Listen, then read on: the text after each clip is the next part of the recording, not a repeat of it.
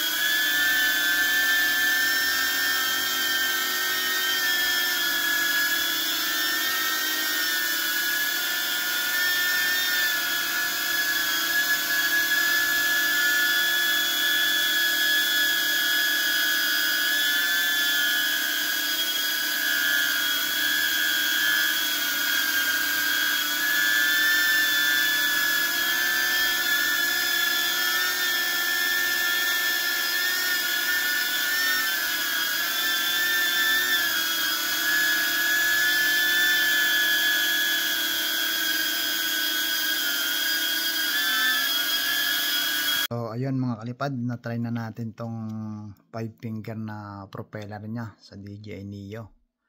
Kung ano yung sounds nya, kung maingay o malakas. Ayan, na-check na natin. Tapos ito naman yung original nya na propeller, yung 3 lang. Ayan, 3 fingers.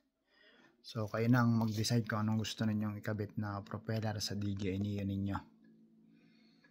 Thank you ng marami mga kalipad. Sa ulitin. Bye-bye. Ingat.